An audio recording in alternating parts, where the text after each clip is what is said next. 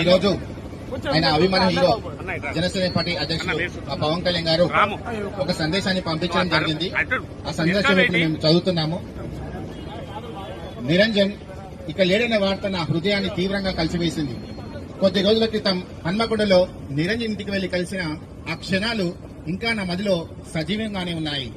తీవ్రమైన అనారోగ్యంతో పోరాడుతూనే నా కోసం ఎదురు చూసిన ఆ చిన్నారి నన్ను చూడగానే అతని ముఖంపై విరిసిన ఆ చిరునవ్వు ఇవన్నీ ఎప్పటికీ మరవలేని జ్ఞాపకాలుగా నిలిచాయి.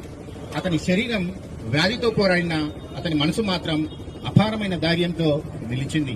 అంతటి బాధను అనుభవిస్తూ కూడా జీవితం పట్ల అతను చూపిన ఆశ, ఆత్మవిశ్వాసం ఎంతో విలువైనవి. అలాంటి ధైర్యవంతుడైన చిన్నారి ఇంత త్వరగా మనల్ని విలిచి వెళ్లడం ఎంతో బాధాకరం. నిరంజన్ కుటుంబ సభ్యులకు నా ప్రగాఢ సానుభూతిని తెలియజేస్తున్నాను. తీరని దుఃఖాన్ని భరించే శక్తిని భగవంతుడు వారికి ప్రసాదించాలని ప్రార్థిస్తున్నాను. ప్రియమైన నిరంజన్, నువ్వు చూపించిన చిరునవ్వు, ధైర్యం, నువ్వు పంచిన ప్రేమ నా హృదయంలో ఎప్పటికీ నిలిచిపోతాయి. నీ ఆత్మకు శాంతి చేకూరాలని భగవంతుడిని ప్రార్థిస్తున్నాను. ఇట్లు మీ పవన్ కళ్యాణ్.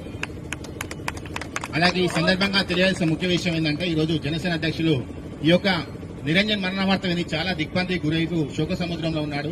చాలా ఈ యొక్క సంఘటనని చాలా కలిసివేసింది.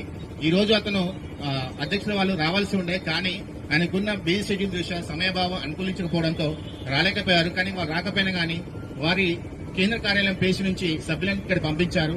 ఈ రోజు జరిగే అంత్యక్రియలు కూడా తానే స్వయంగా ఖర్చులు చూసుకుంటానని ఈ సందర్భంగా మనందరికీ తెలియజేయడం జరిగింది. ఈ సందర్భంగా వారికి యావత్ వరంగల్ తరఫున హృదయపూర్వక కృతజ్ఞతలు తెలియజేస్తున్నాం.